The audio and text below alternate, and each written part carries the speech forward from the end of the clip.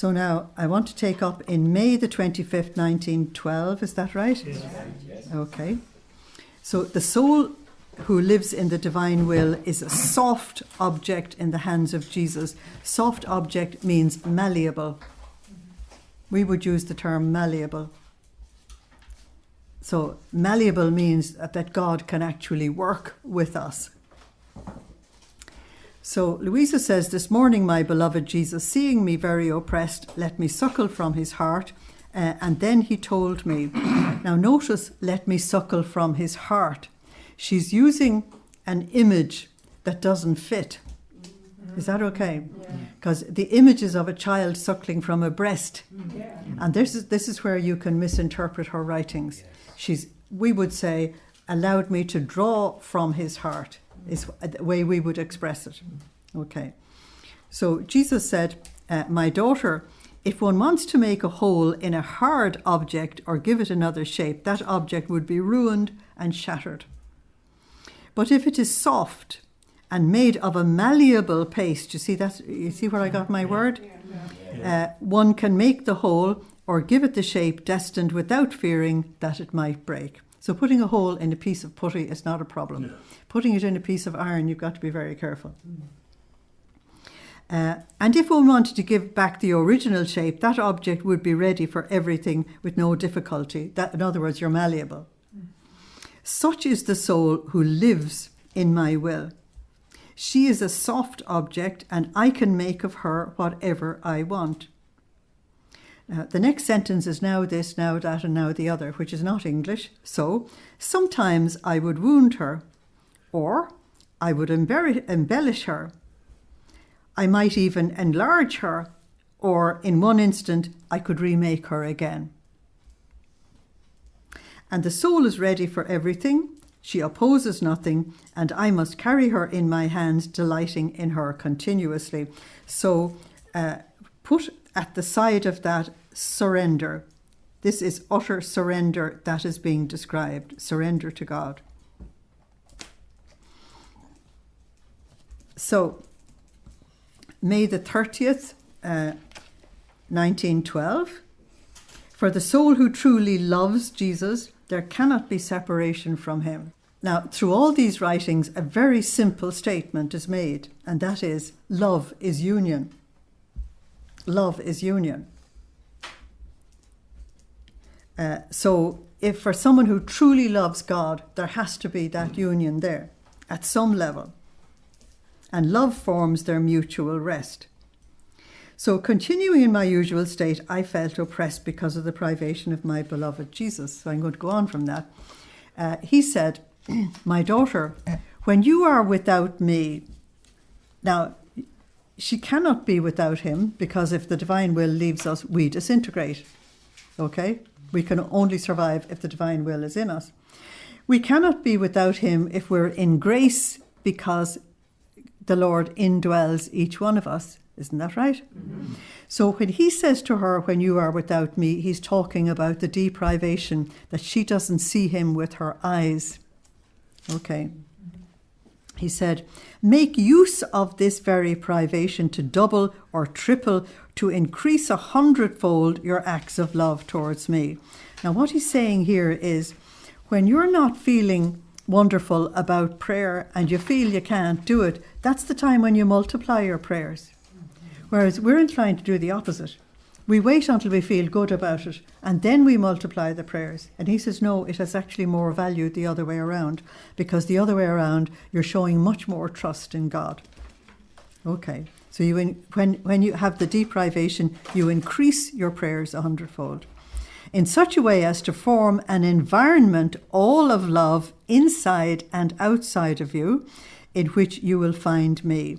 Now, God is love, 1 John 4:7. Okay. And Psalm 145, verse 17, God only ever acts out of love. So if we don't have an environment of love in our relationship with God, there is no union. And you might say, how on earth could anybody be religious and not have a relationship with God? The thing is, millions have.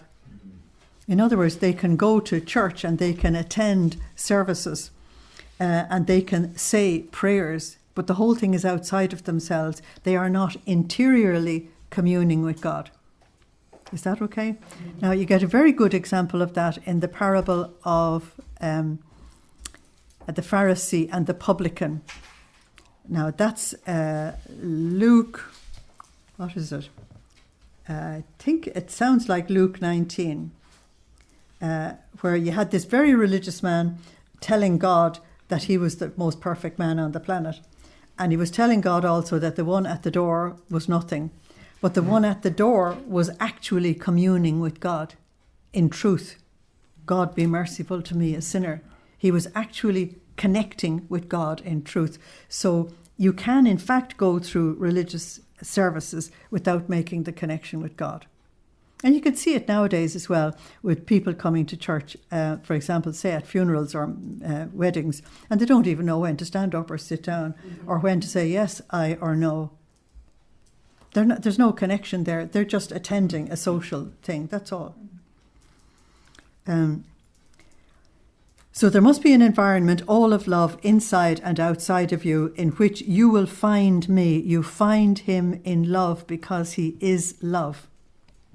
Now, you've heard me say many times that the summary of the 36 volumes is divine will and love, because God is love and God is divine will. You will find me more beautiful and as though reborn to new life. In fact, wherever love is, there I am. Now, we used to sing that in Latin. Ubi caritas et amor Deus ibi est. Do you remember? Ubi caritas et amor Deus ibi est. Do you remember it? Yeah. That was one of our favourite hymns in the past when we knew what we were doing in a church. Where there is love and charity, there is God, because God is love. Okay. So in fact, wherever love is, there I am. Therefore, for the soul who truly loves me, there can be no separation. That's 1 John 3:2. 1 John 3:2. Rather, we form the same thing. Now, that's John 14:20-21. We form the same thing, you in me and I in you. You see it there? We form the same thing.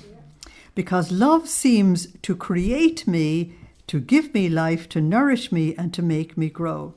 So when we have an environment of love inside of us, it enables him to be able to bilocate himself in us and to live his true life in us. In love, I find my centre and I feel recreated, reborn, while I am eternal with no beginning and no end. But thanks to the soul who loves me, I enjoy love so much that I feel as though remade. That means given a new dwelling place on earth to live in. It's like every time they build a church for Jesus, they give him a new dwelling place to live. Every time we open our hearts in love to let him dwell in us in a deeper way, we're giving him a new dwelling place. So, furthermore, in this love, I find my true rest. That's because he is love. My intelligence rests in the intelligence of the one who loves me. My heart rests in the heart of the one who loves me. My desires, my hands and my feet, they rest in the heart of the one who loves me. In the desire that loves me and the one who desires only me. Now, desires only me follows that surrender bit, that you're surrendered to him. And therefore, he is the primary relationship in your life. In the hands that work for me, in the feet that walk only for me. So, part by part, I go along resting in the soul who loves me. This is why you'll hear Luisa saying in various places in her writings, I fuse all of me in all of him. Okay, and a very quick way of saying it is, Jesus, I fuse all of me in all of you all the time. So it's going on all the time. So part by part, I go along resting in the soul who loves me. And the soul, with her love, finds me in everything and everywhere. Now, it's the sure sign that the person is truly in union with God, that you find him everywhere and in everything, no matter whether it's a problem or whether it's a blessing. She rests completely in me. Now, to rest completely in him is Psalm 131. And it's only a few verses in it. My soul is like a weaned child on its mother's lap, and there's nothing more restful than that. Okay. She rests completely in me, and in my love, she is reborn, she is embellished, and she grows in an admirable way in my own love. Now, notice he said that he's reborn in us, and he finds a new dwelling in us, and we are reborn in him, and we find the dwelling in him. It's you in me, and I in you. That's your John 14. Now, that text is actually terribly important. And you're told that love makes love, and it is in love that we are reborn. Now, in other writings, Jesus often tells us that he has written everything into nature. For example, he intended you and me to be conceived in love. He intended you and me to be nurtured in the womb in love. He intended us to be born in love, to be nurtured in our early years with love, to be put on our feet with love, and that when we would reach the age of adulthood, that we ourselves would be able to enter into this union and pass love on to another generation. That's love being born, nurtured, coming to maturity, and then letting love be reborn and so on. He's saying the same thing on a spiritual level here. But you've already experienced it. And this is why you hear me saying often, most of the spiritual realities, the Lord has written them into our personal experience. Now, we experience them not on a perfect level, do you know what I mean? Because human beings are not perfect. But insofar as human beings can express this, you will have experienced it in some way. And so he's saying, now I want this reality to be for you permanently on the level of the Spirit in your union with God.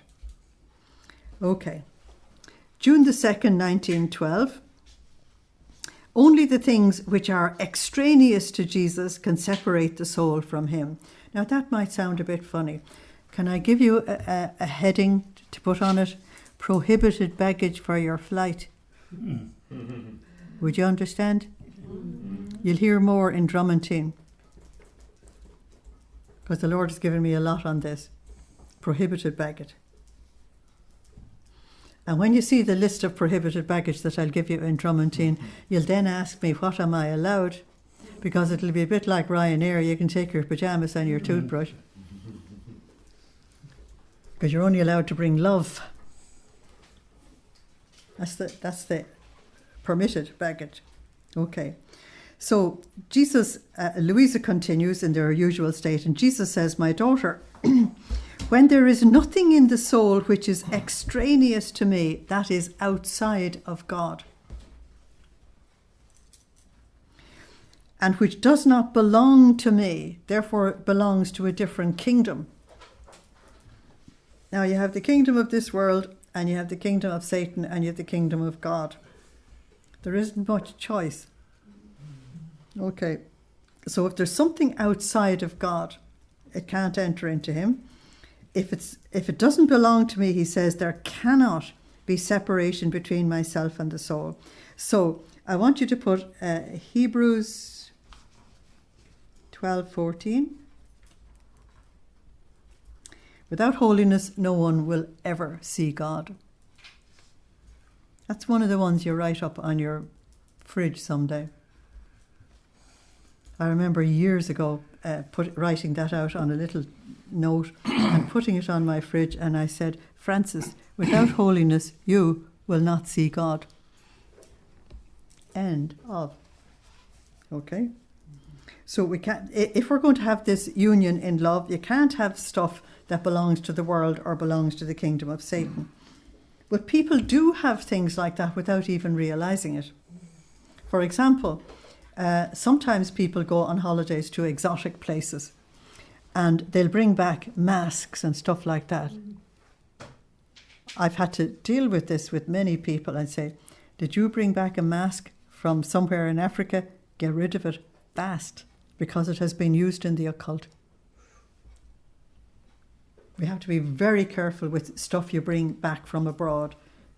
You need to know its source, because you can be bringing trouble on yourself without realizing it. But something that's outside of him and doesn't belong to him also is unforgiveness. Does that make sense? Mm-hmm. Unforgiveness belongs to Satan's kingdom, and it belongs to the kingdom of the world as well. So I've given you a material example, and I've given you a spiritual example. Okay. I won't go on, but I just want you to see that you can have it at different levels. Even Francis, that Hebrews 12. Yeah. Without holiness, no one will ever see God. We can't see God. Yeah. It actually says no one will ever see God. So Jesus says, even more I tell you, that if there is not a thought, affection, desire, or heartbeat which is not mine, either I keep the soul with me in heaven or I remain with her on earth. In other words, if there is true union during your lifetime on earth, your soul is actually living the life of the blessed in heaven. The only difference between someone truly living in union with God and in love and the blessed in heaven is that while you're on the earth, you have to merit, and therefore you have to carry the cross. You've got to make reparation for yourself and for others and so on. You have a job to do. And the people in heaven, their job is done. So they can't merit anymore. That's the only difference between us. If there are things outside of me, he said, this only can separate me from the soul.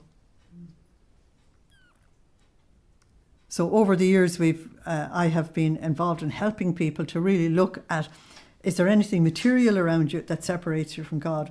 Is there anything inside of you that separates you from God? Because if you go rid of all of that, he'll come in. It's like if I lift up the blinds, the light's going to come in. You don't have to have any ceremony about it. You just take away the blocks. And you remember Jesus at the tomb of Lazarus as well. He said, remove the stone. Mm-hmm. And if you remove the stone, the light of God will go in. And the miracle of God will come out. Okay. So let's go to June the 9th, 1912. For the soul who does the divine will, or lives in the divine and lives in it, there's no death and no judgment. Put VIP on this message. Now notice the no judgment. Okay? He said this. I didn't say it. Luisa said, I was feeling a little in suffering, and I was saying to my beloved Jesus, when will you take me with you? Oh, please hurry, Jesus, let death cut this life of mine and unite me with you forever. So I want to give you a few scriptures there that will reflect this thinking. 2 Corinthians 5, 1 to 10. 2 Corinthians 5, 1 to 10. That is St. Paul asking to leave the tent of the body behind and go to heaven. And then he says, Lord, okay, I'll stay and finish the job you gave me to do. You still have him wanting to do it in Philippians 1, 20 to 26. And again, agreeing to stay on the earth because it's God's will for him. And I want to give you the book of Sirach or Ecclesiasticus, chapter 2, which explains why you have to suffer on the earth. And therefore, chapter 2. And it explains why you have to suffer on the earth. And therefore, it's very important to read it. Because sometimes people think, well, I got a poor hand of cards given to me. You know what I mean? Or I'm just unlucky. It's not that at all. You have a job to do on the earth. And the circumstances of your life actually give you the opportunity to do what God wants you to do.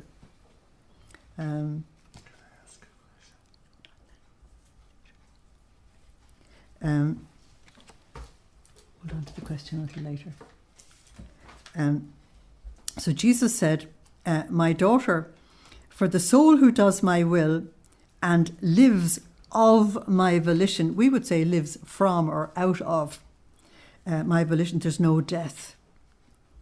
Death is for one who does not do my will, because she has to die to many things. Now notice that death is used here in a very special way. When we bring up the subject of death, we often think of a funeral. But he's not talking about that. He's saying that in order to reach this union with God, we have to die to all kinds of things. The world, the flesh and the devil and the self more than anything else. So if we're already living in the divine will, there's no death, because you can't get to living continuously in the divine will unless the ego has finally given in. Okay? Death is for one who does not do my will, because she has to die to many things, to herself, to her passions, and to the earth. You see what I'm saying? So they're all deaths. And in order to do that, to let these deaths happen, then you have the resurrection to the new life, and the resurrection to love, and the resurrection to living in the divine will. And that's why living in the divine will is called the life of the resurrection. But one who does my will has nothing to die to. She's already used to living in heaven. Living in heaven is living in love and living in union with God's will, divine will and love. For her, it's nothing other than laying down her remains. That means what's left over. Like one who would lay down the clothes of a poor one to wear the garments of a queen in order to leave exile and take possession of the fatherland. Now, the fatherland is what we call heaven. The soul who does my will is not subject to death, and she receives no judgment. Okay? Her living is eternal. That which death was supposed to do, love has done in advance, and my will has reordered her completely in me in such a way that I have nothing for which to judge her, and therefore remain in my will, and when you least expect it, you'll find yourself in heaven. Okay. Now, there's an enormous amount has just been said to you, and the Lord is going to go over it again and again and again and again in the higher volumes to explain it more and more. But let's do a little bit. What is the judgment after death? The judgment is on sin. Okay. Someone living in the divine will has given up sin. The judgment is on rebellion against God. A person living in the divine will has long since surrendered to God. The judgment is on anything that separates you from God. But the person living in the divine will has gone to war with sin and self and the passions and the world and all the rest of it. So, as Jesus says here, you have already experienced death and you've done the judgment yourself. You've said, I am not going to let the passions dominate me. I am going to surrender to God. So that's me making a judgment on my own passions. When I decide to lay down my ego before the throne of God, you can't do it all at once without a miracle. Most of us have to do it 102 million times. When you finally lay down the last piece of the ego before the throne of God, judgment is over. Because you're now living as God intended you to live. That is, in union with his will and in love. And therefore you will carry out the mission that he's given to you. Is that all right? That's what he means by love has done it. You've done it because you love him. And because love has done it, he has reordered us. Now, he tells us in these writings very clearly that sin is the only disorder. Sickness isn't. Sickness is a result of sin. It's the effects. Okay. Sin is the only disorder. So supposing I've had a terrible accident and I've lost an arm and a leg and I die without the arm and the leg, that's not disorder to him. There's no bother to him giving you back an arm and a leg if you needed it. So that's not disorder. Disorder is sin only. That's what disintegrates your soul. Okay. So the soul is reordered completely in me in such a way that I have nothing to do with which to judge her. I think it's absolutely fantastic. Okay? So June the 28th, 1912. The soul who lives in the divine will is a heaven. Now I want you to ring that bit, because now you're hearing something else. The soul who lives in the divine will is a heaven in which Jesus is the sun and his virtues are the stars. Now, this image that the soul is a heaven, we have to take it on board, because he's going to elaborate on it in the higher volumes. It's the lower tab.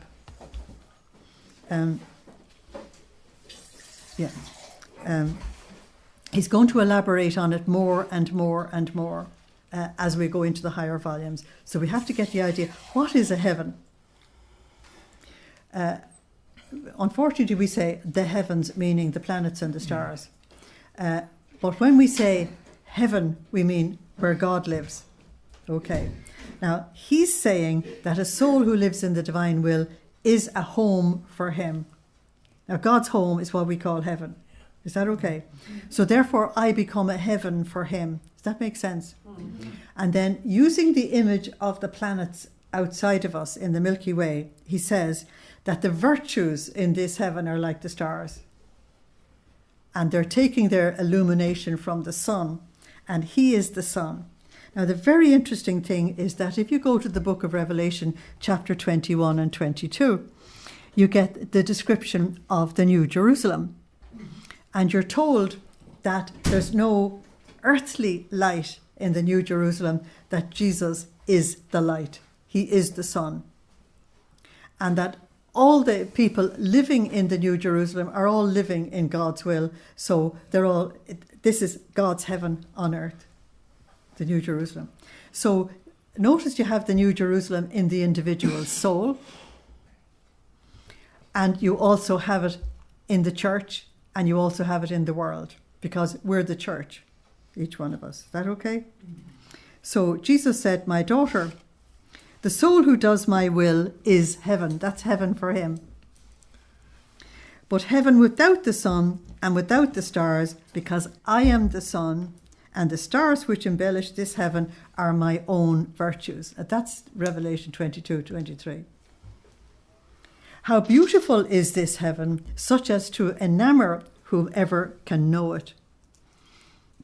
And much more am I enamoured, as I place myself like the sun in the centre of this heaven. And I keep darting through it continuously. Now, what he means by that is the sun is sending its light all over the earth all the time. So he's saying the sun is darting its darting its rays, towards the earth. Okay, so that makes Jesus the light of the world. John 8:12. He's our light. And it very specifically says in Revelation 21:22 that he is the light for the church. And John 9:5. Both of them are saying that Jesus is the light. And I keep darting through it continuously with new light, with new love, and with new graces. Now, when you get up to the higher volumes, above volume 20, you're going to hear Luisa saying very, very often that she's in this immense space and there's nothing but light everywhere. And so she's trying to describe what it is like to be in this heaven. Is that okay? And unless we have taken it on board in these earlier volumes, when you come to it in the higher volumes, you say, oh my God, this is language I don't understand. Okay? And so what happens in these writings is that the Lord gives you the seed message at an earlier volume. So, and then he begins to build on it. Okay. So we become his heaven or his home. How beautiful it is to see this heaven if the sun shines. That is, when I manifest myself and caress the soul, filling her with charisms. Now, my book has a wrong spelling there. It says charismas. Knock out the A. It's charisms. Do you see it? It's correct here. Okay, that's fine. So, in other words, he's saying you enjoy this experience when I manifest myself to you and you're getting obvious graces. So, I'm giving you stuff and you're getting all these charisms. I embrace her, I touch her with love, and I faint and I rest in her. Psalm 132, verse 8. My soul faints. It doesn't necessarily mean a medical faint. Do you know what I mean? It means you're very deeply affected. All the saints gather around me while I rest. They are amazed in watching this heaven in which I am the Son. So this heaven is your own soul, in case you've forgotten. In which I am the Son, and remain ecstatic at this prodigious portent, because neither on earth nor in heaven can one find anything more beautiful and more delightful for me and for everyone. That's what he means by it's his heaven on earth. Our souls, when we live in the divine will, makes a heaven for him. So we actually make him happy, which is absolutely amazing, isn't it? Now, how beautiful this heaven is, that's the soul, if the sun hides. So this time, you're not actually perceiving the presence. That is when I deprive her of me. But at that point, John 20, I think it's 23, I'm not sure. I'll just give you the example, then you can find it. It's Jesus speaking to Thomas. And he said, blessed are those who have not seen and yet believe. Okay, so I just don't remember the verse. Is that all right? So that's the sun hiding. Blessed are those who have not seen and still believe. Oh, how the harmony of the stars can be admired. In fact, the air of this heaven is not subject to clouds, showers, storms, because the hidden sun is hidden in the center of the soul. That's the indwelling of the Trinity in the soul. And its heat is so burning as to destroy clouds, showers, and storms. That means that the love that this person has for God is actually so great that you don't have the depressions and the melancholies and the other stuff that other people are pulled down with so frequently. The air of this heaven is always calm, serene, and sweet-smelling. Now, one of the signs, and I give you this for your discernment, of a person in a stable, loving relationship with God is that they're calm and peaceful. Okay?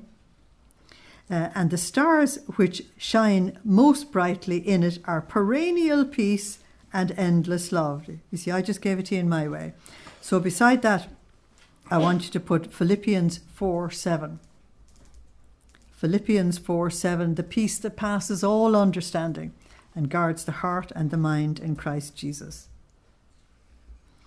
Now, whether the soul is hidden in the sun and the stars disappear, or the sun is hidden in her and the harmony of the stars appears.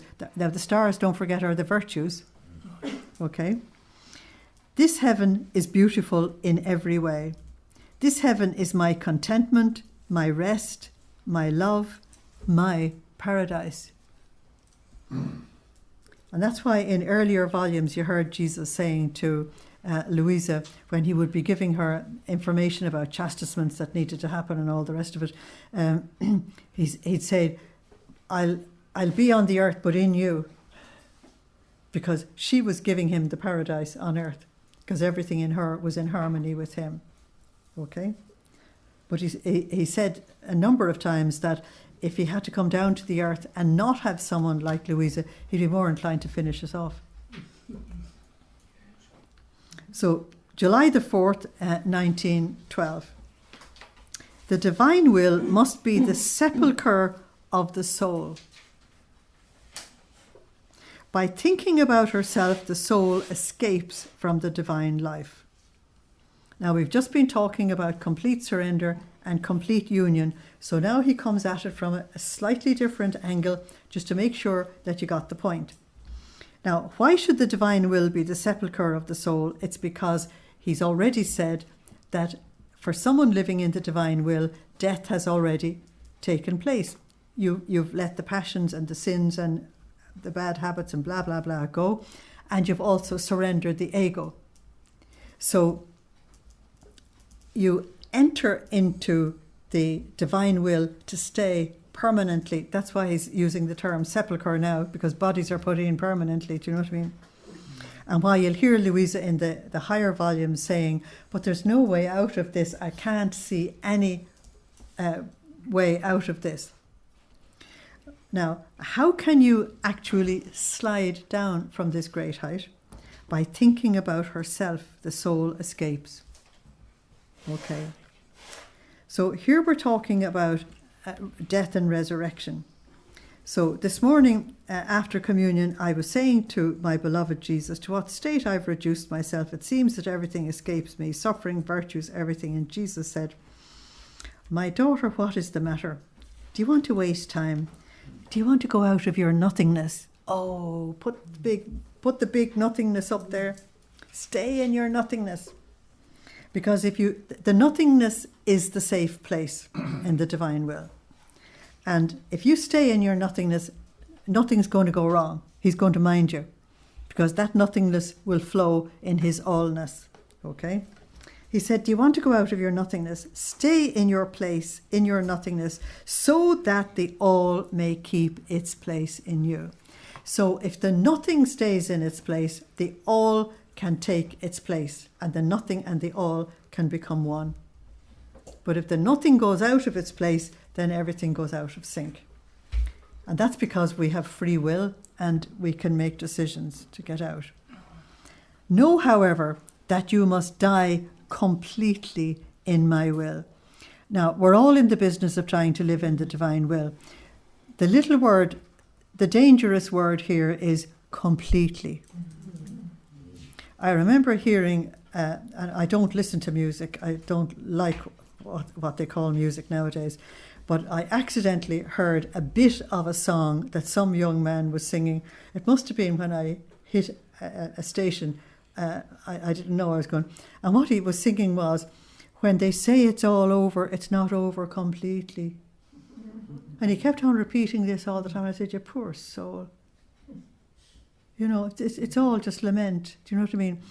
But the problem with us is that we will give ourselves to the Lord, but not completely. It's the completely is the problem. And that is that you reach a point where you are given, and that's it. You're not going to go back. You're not going to go back. At that point you can sing, He is Lord, He is Lord. So you must die completely in my will. You must die to suffering, to virtues, and to everything. I know you're going to say, no, that sounds like a contradiction in terms. How can you die to suffering? We don't really have much control over it. Now, he's talking to Luisa, who thought for a long time that in order to do her job as a victim soul, that she needed to be carrying the cross or being crucified or whatever. And then Jesus said to her eventually, look, it's not the suffering. Yes, we're using that for reparation for the church and the world. Yes, we're using it. But the suffering hasn't got a value in itself. It's only suffering in the divine will if God actually wants it. And the same with the virtues. You know, I could be an atheist and I could be trying to be the most upright person on earth and giving the most upright responses to absolutely everything. That's not virtue. A robot could be programmed to do the same thing. You know what I mean? And so he says, don't concentrate on your own sanctity. Don't concentrate on you growing in holiness. Because that's the other spirituality, the spiritualities before the divine will, where a person works out their salvation in fear and trembling, and where they work for their own sanctity. But when you enter the divine will, you're not working for yourself at all. You're surrendering completely to the Lord. And so whether you're virtuous or not virtuous is not what you are actually going after. You will live in love because He is love. And you will live in the divine will because He is the divine will, and we're living through Him, with Him, for Him. Everything is Him. Am I making sense? So the concentration is not on ourselves at all. Not at all. I heard a priest saying, it's not the suffering that makes the martyr, it's the cause.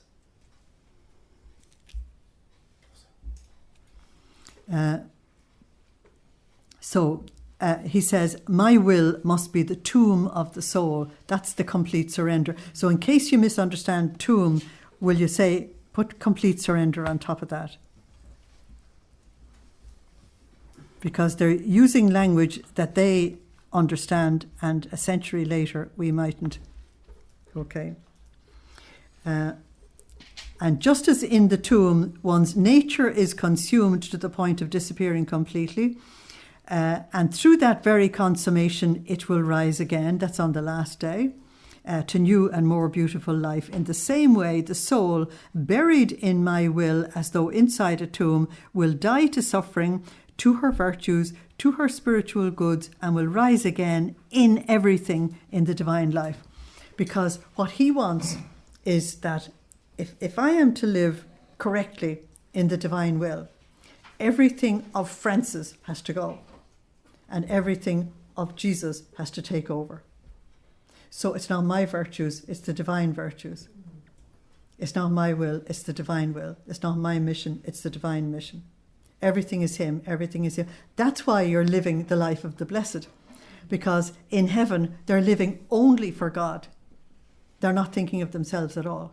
They're only living for his glory and praise and all the rest of it. And so in the divine will, we learn to do that while we're still alive. And actually, the saints in heaven would envy us, if envy was possible in heaven, that we have this opportunity to do this before we die. Because they weren't given this opportunity. Ah, my daughter, it seems that you want to imitate the mundane. Now, he means the worldly. I wouldn't think that's Jesus' mistake. It's the translator. Okay. Who tend to what is temporal and what ends. In other words, it's just very short-lived. While they take what is eternal into no consideration. And you see, in the divine will, it's the exact opposite. We take everything that's eternal into total consideration. My beloved, why do you not want to learn to live only of my will?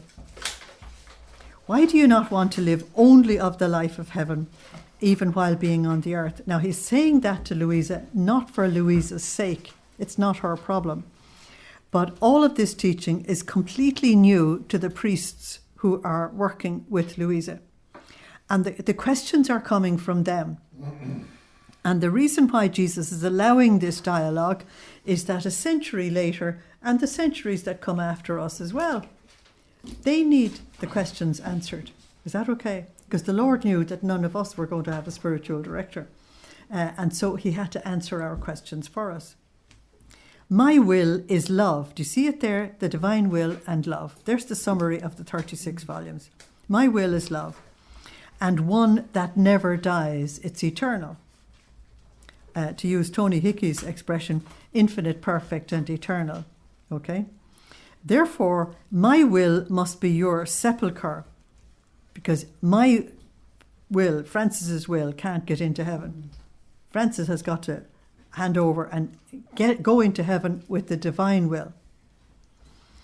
And love, notice the capital L, is the lid that must lock you and seal you in, giving you no more hope to get out. So divine will and love is actually what completes our transformation into God. And besides, every thought that regards oneself, even about virtues themselves, is always gaining for oneself and running away from the divine life. Okay. I want to give you 2 Corinthians 10:5, and it's a very important text.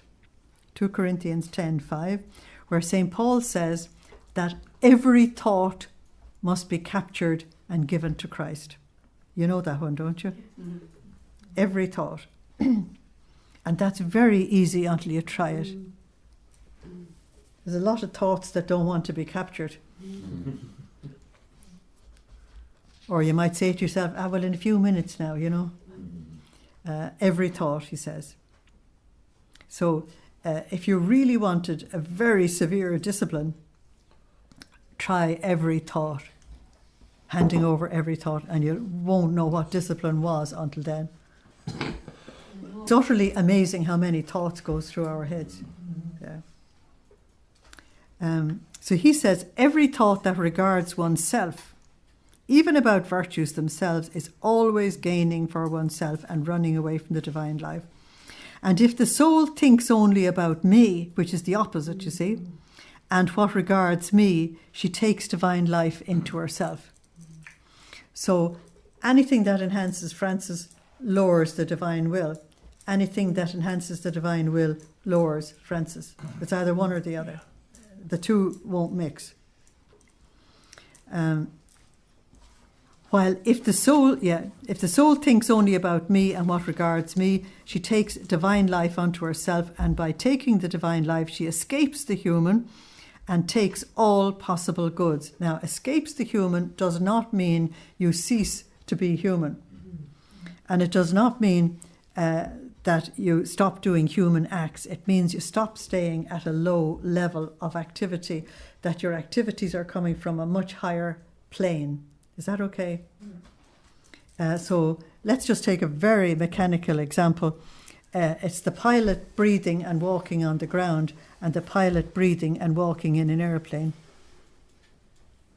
The breathing and the walking are both human activities. They're on very, very different planes.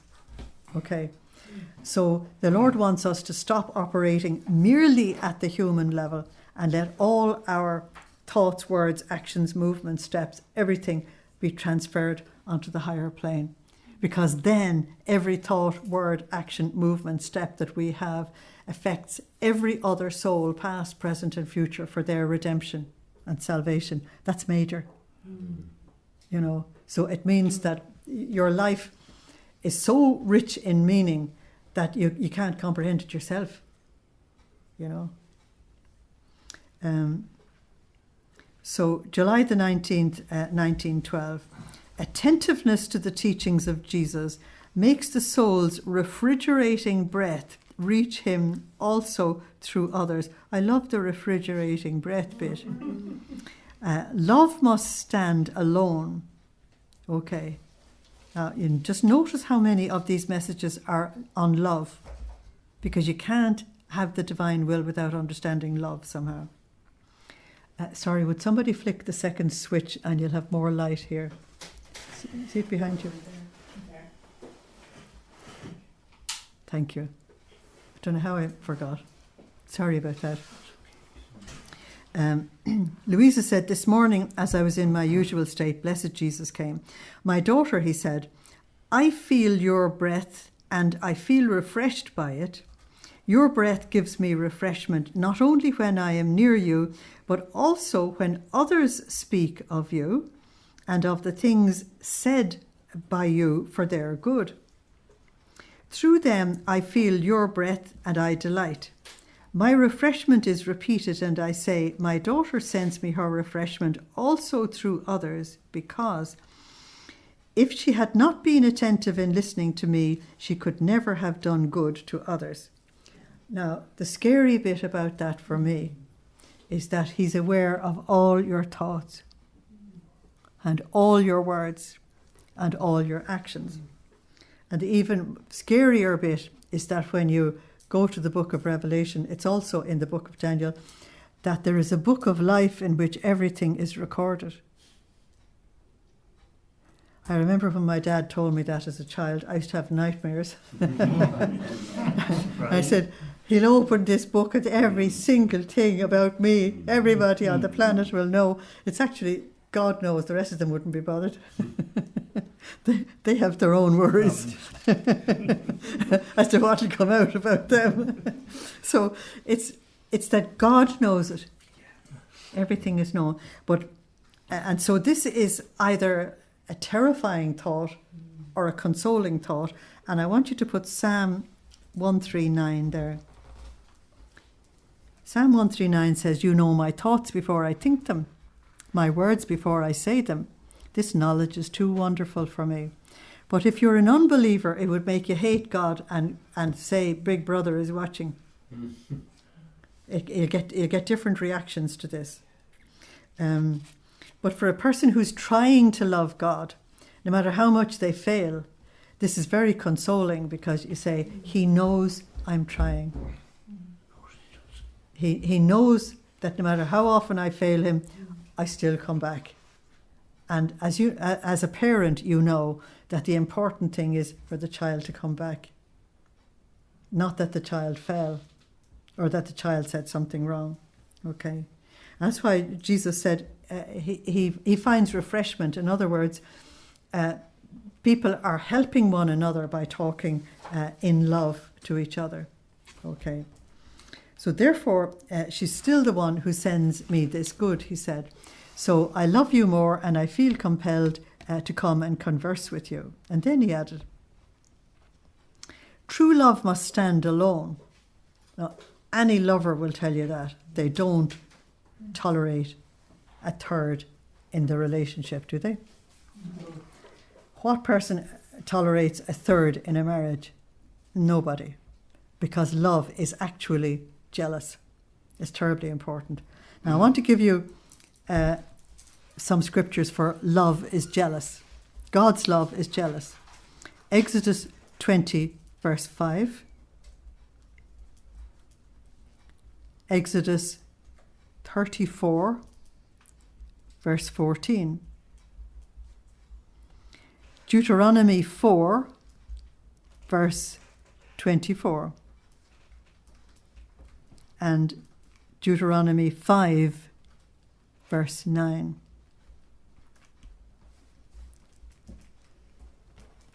So true love must stand alone. When it leans on somebody else, even a holy or a spiritual person, it nauseates me. Now, what he's talking about there is that I might be trying to have a relationship with God. But supposing this person is my spiritual director and I'm leaning on this person far too much for his thoughts and his words and his direction and so on, the Lord is saying, but you're not leaning on me. And it's very, very clear from the writings of Luisa that even though she had a string of priests looking after her, she relied entirely on the Lord for everything. That's very clear in Therese of Lisieux and the other saints as well. No matter what priests were there as their spiritual directors, they were leaning completely on the Lord. And so we have to be careful that we don't put somebody up as what I call a guru. In other words, they're the model, we follow them. The thing is, God didn't make you like that person. And from each one of us, God wants a completely unique response. So I've been emphasizing this all the time. Because if he didn't want a completely unique response from each one of us, why did he make us different? If he wanted the same old thing, all he needs are robots. Yeah. So while somebody might be teaching you or helping you or any other way, they're not the model. No matter what they do, they're not the model. Jesus alone is the model. And then he gives us our Blessed Mother as the other model. So when it leans on somebody else, even a holy or a spiritual person, it nauseates me. And instead of contentment, I feel bitterness and bother, he said. In fact, only when love stands alone can I have lordship and do whatever I want with the soul. And this is the nature of true love. Okay. And when it does not stand alone, one thing can be done, something else can't. It's hindered lordship, which does not give me full freedom, and therefore love feels uncomfortable and constrained. Again, a musical that you probably remember from years ago, there was a song in it which said, with me it's all or nothing. And the reason why I remembered it, I said, Lord, that fits you perfectly. You either give yourself to him or you don't. But you see, the mistake that we make is that we'll go a certain distance and not go the whole way. And if you go a certain distance and not the whole way, you'll never be truly happy. It's only when a person is completely given. I have a lovely picture inside, I'll show it to you eventually, from a saint you probably never heard of, Saint Madeleine de Klerk. I presume you never heard of her. And she said, I think she was the foundress of the Sisters of the Sacred Heart or something like that. She said, the surrendered soul has found paradise on earth. That's what Jesus is talking about here. But it's only when you're completely given. You know this yourselves in a marriage relationship, that if a person hasn't given themselves completely to that marriage relationship, the darn thing doesn't work, does it? There's always something blocking the flow that should be in the relationship. Well, that's what Jesus is talking about as well. And again, you see, he's written the knowledge into our lived experience. So I'll just do one more with you. July the 23rd, 1912. The heart must be empty of everything. Now, for us Westerners, heart usually is a symbol of love. The word heart here is used in the same way as it's used in the scriptures, and it means your inside person, the real you, your persona.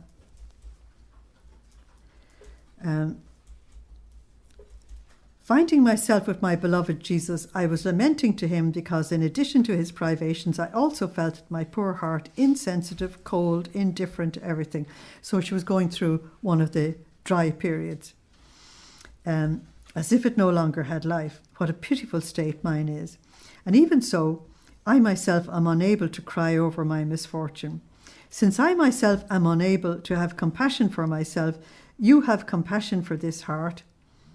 You, Lord, we would say, please have compassion for this heart, which you have loved so much, and which you intended so firmly to receive. So Jesus responded and said, my daughter, do not afflict yourself for something that deserves no affliction. This dryness in prayer is perfectly normal for us all. It doesn't deserve attention, you just get on with it. Instead of having compassion for these laments for your heart, I am pleased, and I say to you, rejoice with me, because I have made a complete purchase of your heart. In other words, it's completely given. And since you no longer feel anything of your very contentment in the life of your heart, I alone come to enjoy your contentment and your very life. You must know that when you do not feel anything from your heart, I draw your heart into mine. Now, one of the things that we make a mistake about in prayer, the Lord taught me very clearly in a particular incident that happened years ago. I got up to pray about 6 a.m, and it was January. It was ferociously cold. I got a very clear instruction not to put the heat on. So I emphasized it was January and it was cold. And so I sat just in front of a crucifix to do the prayer. And I think it was the longest hour I ever lived. I must have looked at my clock at least 10 times. And at one stage I said, oh, the watch must have stopped. And I went out to check, and unfortunately the clock outside agreed with the watch. I was never so dry and absolutely unable. I couldn't think a decent thought if I was paid. And there was this painful dryness that you hear Luisa talking about quite frequently. So anyway, at the end of the hour, I looked up at the crucifix and I said, I hope you got something out of that. I am frozen cold and I'm bored. And it was one of the times he actually spoke. And he said, this time it was all for me. He said, when I give to you, you enjoy it. And when you give to me, you don't. Now, which of us loves each other the most? Never again complained about prayer. It's all the same to me whether it's dry or wet, if I can use the two expressions. He said, when I am giving to you, I'm giving you grace, I'm giving you consolation, I'm giving you insight, you enjoy it thoroughly because you're receiving. But he says, sometimes I decide it's your turn to give.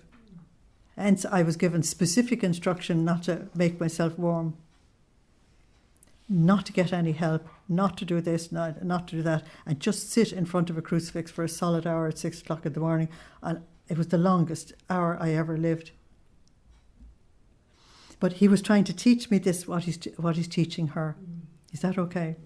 So what he's trying to say to us is that if you have a period of dryness in prayer, don't even bother about it. Just continue as normal. But if you could remember that it's his turn to receive, you'll give it to him better than I gave it to him that time. Because I've never bothered since. It doesn't matter to me whether the prayer is difficult or it isn't. Sometimes I just say, oh, it's your turn. But once you know it's his turn, it's not going to be the same problem. Do you know what I mean? But if we expect to feel the prayer all the time and feel good about the prayer, notice the feel thing, then it's still us. And he's trying to get us to give. Okay. So you must know, when you don't feel anything from your heart, I draw your heart into mine, and I keep at rest in sweet sleep, and I enjoy it. If you do feel it, then the enjoyment is together. If you let me do, in other words, give me the freedom to be God, you know what I mean? After I have given you rest in my heart and enjoyed from you, I will come and rest in you, and I will make you enjoy the contentment of my heart. So whether you have the dryness or the consolation, neither goes on forever. There's this normal fluctuation of light and darkness and night and day and so on. My daughter, this state is necessary for you, for me, and for the world. In other words, there's reparation in prayer as well. For you, if you had been awake, you would have suffered very much in seeing the chastisements. That's Amos 3:8. The Lord always tells the prophet ahead of time. You would have seen the chastisements that I'm sending now and the others which I will send. Therefore, it's necessary to put you asleep so as not to make you suffer too much. It's necessary for me. How much I would have suffered had I not made you content, because she'd keep at him to keep changing it, you see. Had I not condescended to what you wanted, and since you would not permit me to send chastisements. So it was necessary to put you to sleep. In certain sad times, with the necessity of chastisements, it is necessary to choose ways in the middle in order to be less unhappy. Isn't that interesting? Mm-hmm. So whatever the Lord chooses for us is actually right. It's necessary for the world. If I wanted to pour myself out with you and make you suffer as I once used to do, and therefore making you content by sparing the world its chastisements, faith, religion, salvation, look at it, would be banished even more from the world, and it's only 1912. Isn't that something? Because at this particular stage, Marxist atheism was absolutely blasting out onto the world.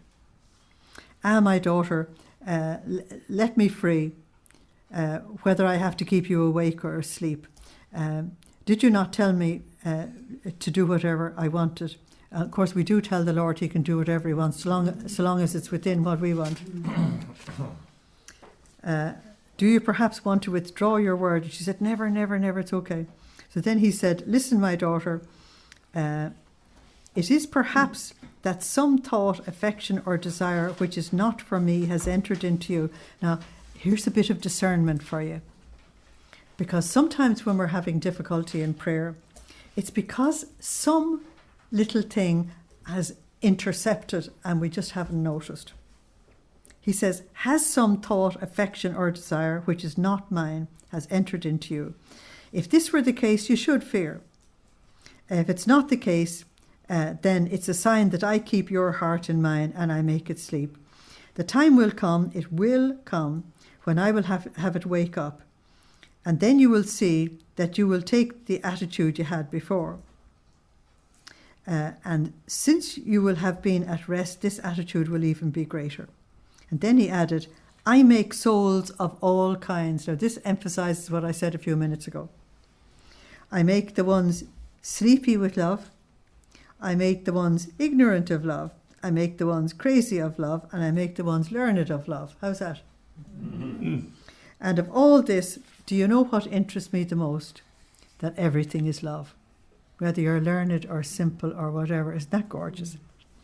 Everything else which is not love is not worth even a glance. Isn't that absolutely brilliant? So we'll leave it there for tonight.